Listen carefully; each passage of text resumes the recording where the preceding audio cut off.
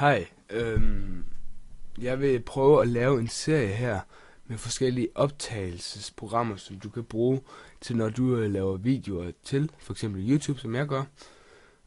Og så viser jeg et program ad gangen og fortæller, hvad jeg synes, der er godt ved dem, og hvad jeg synes, der sådan er lidt, måske der kunne være gjort bedre. Og i dag der vil jeg starte med Fraps. Og Fraps, det er en af de rigtig, rigtig kendte programmer inden for optagning af spil, og ja, altså meget med FPS-spil. Altså det er det i hvert fald kendt inden for den genre. Hvis vi ser her på General, den vi ender her, så kan man her se, hvem det er, der ejer den. Og fordi I ikke kan se det, det er fordi jeg gør det usynligt, fordi det er min egen Fraps, som jeg helst ikke vil have, andre skal se. Så har vi nogle forskellige muligheder her. For eksempel Start Fraps, Minimize, det vil sige, når jeg gør den her lille, så Fraps den begynder at sige, hey, nu skal jeg være klar til at optage. Og det synes jeg, det er en fed feature, at når man minimerer den, bum, så kan man klikke på en hotkey, og så bum, så starter den med record. Og så Fraps window always in top, det er sådan den hele tiden er på toppen, så man hurtigt kan finde den.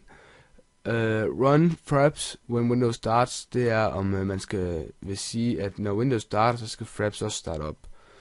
Og det kan man, hvis det er, man kan altid slå derfra til inde i MS-config, så jeg vil sige, det er sådan det er til dem, der ikke ved så meget om computer, der måske lige skal bruge den her til hjælp, for eksempel. Så er der forskellige med monitor og minisize. Det er ligesom, når du kører med dobbelt, og hvordan du kører filmen. Det er ikke, de skal bare, altså jeg plejer at selekte dem begge, fordi så er det standardindstillinger. Fordi du skal have, altså ja, kør dem med begge, så er jeg sikker på, at den kører på alle monitor. Så har vi herinde under FPF. Heroppe, der vælger vi, hvor vi vil gemme vores ting henne. For eksempel skrivebord. Bum.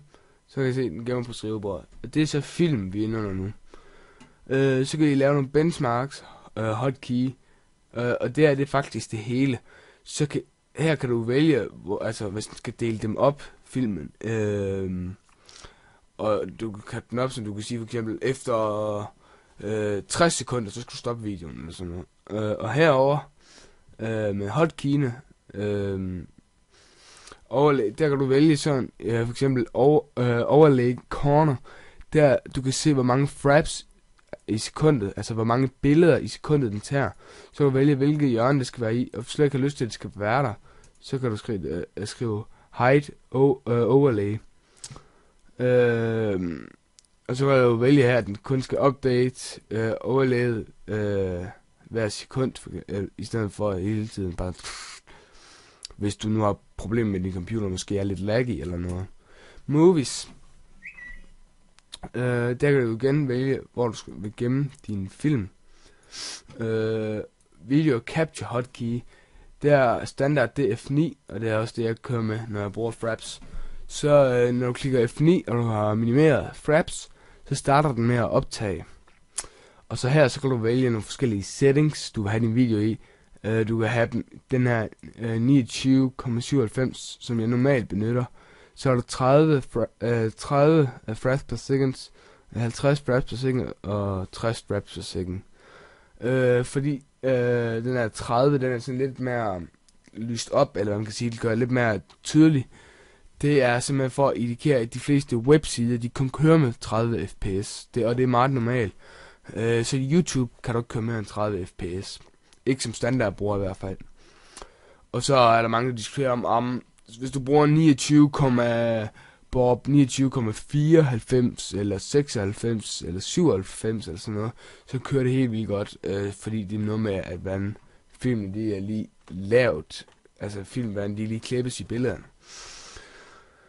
Så kan du vælge mellem full size og half size. Det er efter igen kvalitet og sådan noget. Hvis du har en laggy computer, så kun til half size. Så kan du lave loop her, efter hvilke sekunder du vil vælge. Du kan splitte filmen For eksempel every 4 GB, så kan du sige, nu har du brugt 4 GB til den her video, bum, så cutter og så laver en ny en. Og det er simpelthen for, at det ikke skal trække ned på din computer, imens du optager. Herover kan du vælge dine sound, altså din mikrofon og sådan noget. Du kan vælge imellem stereo og multichannel. Du kan vælge slet ikke lyd, altså du kan vælge ikke at have mikrofon til, det er mikrofonen her. Og så kan du vælge at only, altså det skal kun optage mikrofonen, når du klikker for eksempel på mellemrum. Den bruger jeg ikke så meget, fordi hvis du har bare det mindste skrat på din mikrofon, så kan jeg meget komme til at lige sådan, bop, bop, hver gang du snakker. Så kan du lave noget med cruiser, og ja, altså du kan farverne her, og frameraten, den kan du ligesom sætte lidt op, men igen, har du en lag computer, så slår det fra. Og så kan du for eksempel cruiser, altså musens pil her, den kan du fra til, og igen så er det bare simply. Og her, det ved jeg ikke lige om jeg gik igennem, at det var her hvor vi gemte filmene. Så har vi screenshotsene, og den bruger jeg faktisk så meget. Det er derfor den eneste grund til at jeg har Fraps til at åbne det er at ved den normale screenshot funktion, der du kun vælge, eller der du kun tage et screenshot, så skal du lægge det ind i et videoprogram, Photoshop for eksempel, lægge det ind og gemme det. Her kan du bare klik til alle de Photoshop, eller alle de screenshots du vil, og her kan du så vælge mellem de forskellige formater. Og igen, det kommer an på hvad man tager billeder af, hvilket filmformat man skal tage. Her er der igen noget med framerate og repeat, altså efter hver 10. sekund har jeg den til, og det er fordi det er standard, og så ja, så synes jeg det er meget sådan logik. Altså det er jeg ikke til at pille på, fordi jeg er ikke supermester inden for hvornår jeg synes lige det præcise om det er for eksempel 9,97 eller 9,96, men det er nogle folk der kæmper rigtig meget med. Hvis vi så skal sige nogle ulemper jeg synes der er ved det her program, det er for eksempel mikrofonen her. Det er at jeg kan ikke select en anden mikrofon. Så hvis du nu siger du har i dit webcam for eksempel har en mikrofon, og du har en mikrofon som du bruger, for eksempel en kondensermikrofon som jeg har, så hvis den ikke har opfanget den rigtige mikrofon, så skal du til at lukke hele programmet ned. Så skal du trække det stik ud, som du vil have, at den ikke skal optage fra. Så skal du starte programmet op, og så kan du prøve stikket ind igen. Og det synes jeg, det er sådan lidt, okay, mega meget, altså det luk program, stik ud, åbn program, sikre sig, at det er den rigtige, den har væltet, put stikket ind igen, og så klar til record. Det er jo, at du bare lige hurtigt kan vælge imellem dem. Og ellers så er der ikke rigtig så meget andet, altså Fraps, det optager vildt meget, så længe det er inde, altså nogle spil har den problemer med. Minecraft synes jeg i hvert fald, den har mange problemer med. For først så kvaliteten, det bliver ikke helt så skarp, og nogle gange så opfatter den ikke, at man har Minecraft kørende. Altså det er det med Fraps, og sådan er det også på websites og sådan noget. Så kan den ikke finde ud af, om det kører. Altså hvis du forstår mig vel, altså det kan du se, hvis du har den her til. Så er det ikke altid, at den opfanger, at hey, det er her du er.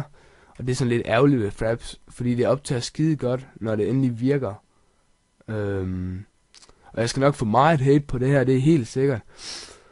Men altså, ja, jeg synes selv, alt i alt Fraps, det er rigtig godt. Og I må skrive i kommentaren, hvis det er, I har nogle spørgsmål eller noget. Og så vil jeg råde folk til at købe den originale version. Fordi den kan downloades. Jeg har selv gjort det før. Meget kort tid. Og så købte jeg det selv. Fordi jeg tror hvad jeg gav 300 kroner eller sådan noget. Så det kan ikke svare sig at hacke det. Så jeg synes I skal selv prøve at købe det. Og så prøve at lege med hvis det I vil. Ellers så er I meget velkommen til at følge med i min serie fremad. Om hvilke programmer jeg synes der er godt. Det næste program vi skal kigge på, det er OBS, Open Broadcast Software.